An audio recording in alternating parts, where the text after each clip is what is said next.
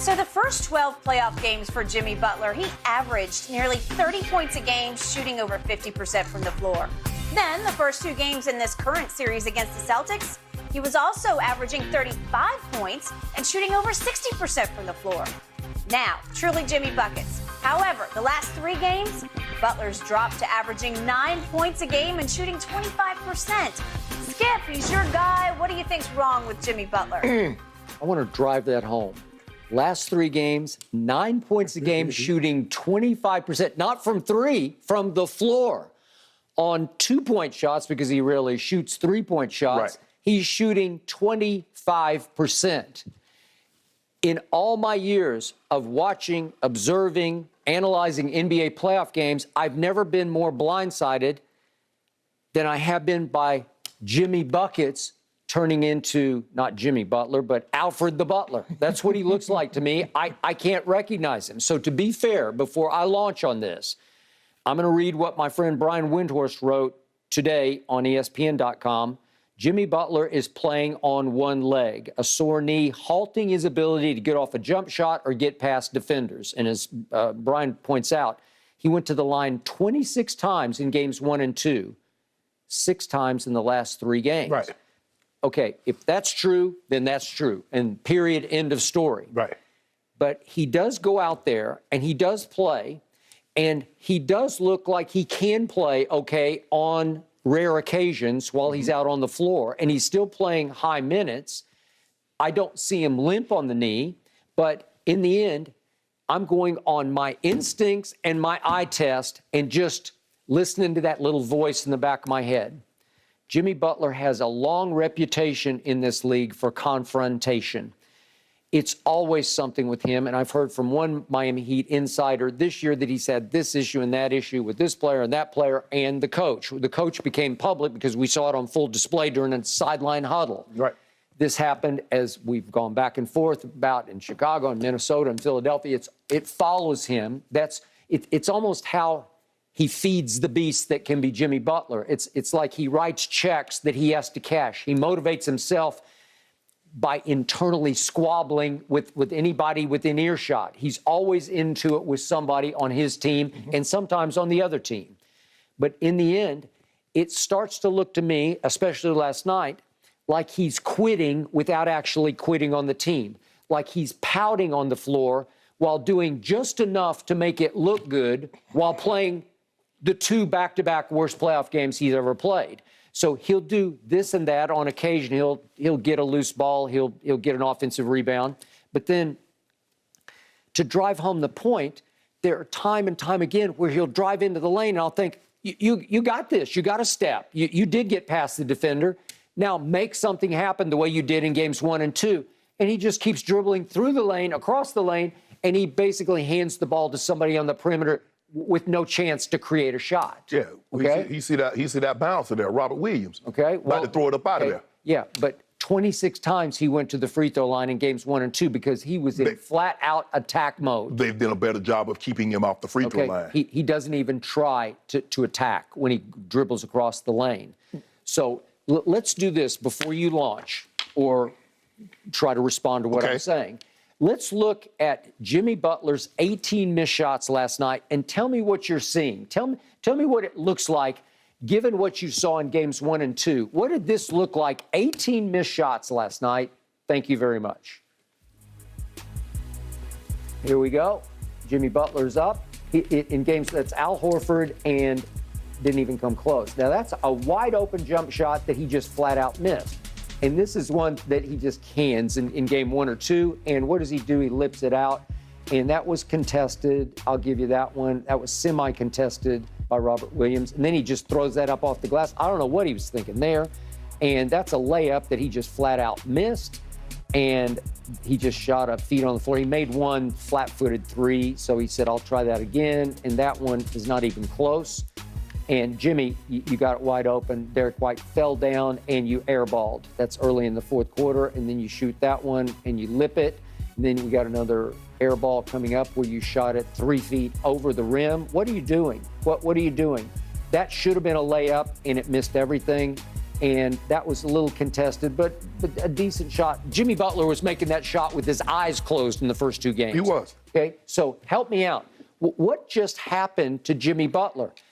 It looks like a troubled basketball team to me. It looks like something happened maybe at halftime of Game 3 when he came out in the second half and Spo said, well, the trainer shut him down, doctor shut him down. Mm-hmm. Really? Well, he came right back in Game 4 and looked just fine to me.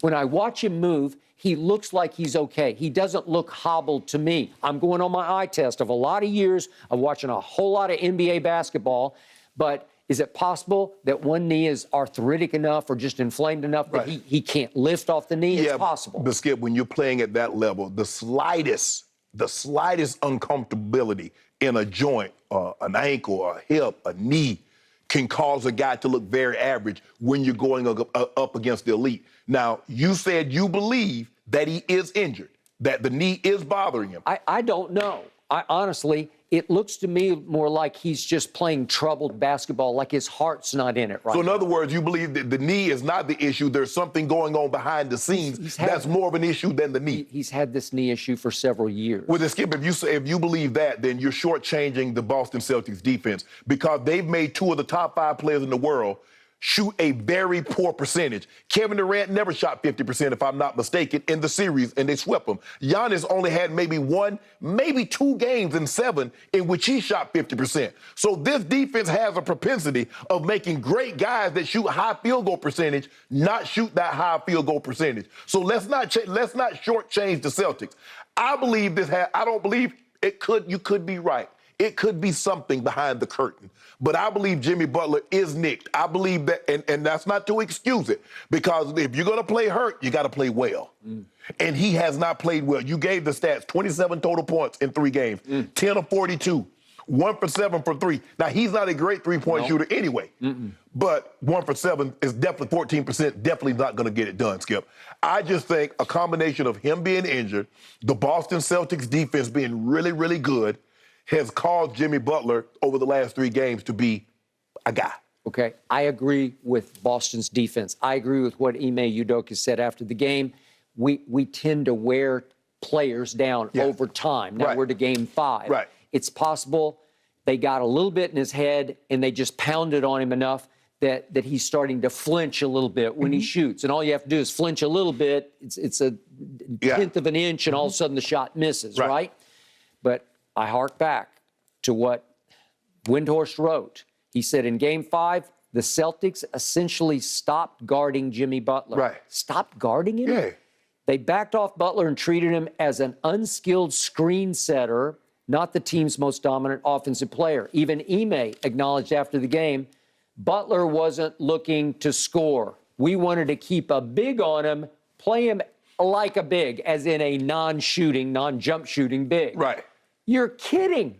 Well, he's A, my best player, and B, my second best player is sitting over there in Miami Vice outfit in street clothes in Tyler Hero, who was simply the 6th man of the year, who averaged 21 points a game on 40% three-point shooting.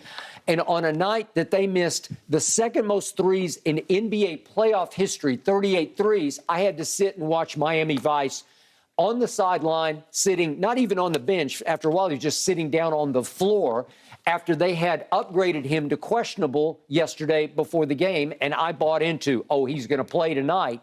No, he's not. Nope. And again, he didn't dress. They got effectively, figuratively undressed and exposed. And this series is over because Jimmy Butler couldn't say, I got this.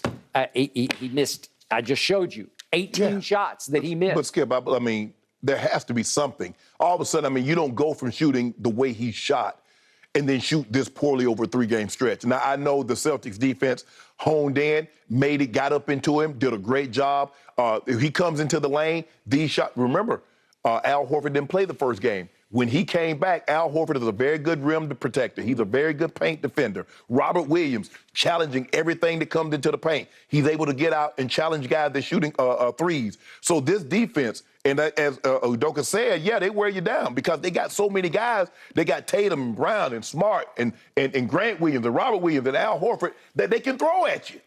So he's the only option. Who else do they got right now in this lineup that can go get their own bucket?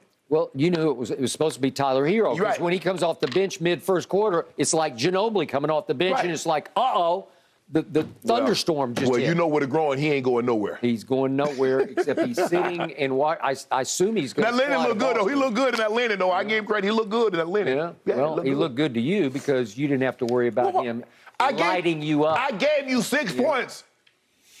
I gave 10. I gave 10 Friday night. If Tyler Hero had played, you would owe me so much due because it would have been over because your team begged Miami to win the game, begged them, and Miami said, nope, Jimmy's not going, we're not going. Skip. Miami is not beating the Celtics. Well, I mean, obviously they're not now. I mean, if it you is had a prime, way if they had a prime D Wade, I say, Skip, you got me. Yeah. D By Wade the way, going. do you know how bad D Wade's knees are? I know how bad they were because I was close with Tim Grover, who was helping train Dwayne. Dwayne had a terrible surgery at Marquette that never quite got right. And he played with those knees. And you don't think he would rise and shine for the Miami Heat with bad knees? It's just, come on. Yeah, I mean, but Skip, at some point in time, and when we saw D Wade that last series against San Antonio, you know, that's why LeBron left. Okay, well, yeah, at that point, he finally Well, how do we know fast. Jimmy Butler's knee is not feeling comparable to the way D Wade's knee felt? Excuse me. But even in the last series, Dwayne had his moments. Yeah. He could still get you 25. But that's okay. He gave you average 35 the first 2 games. Well, he's 41 and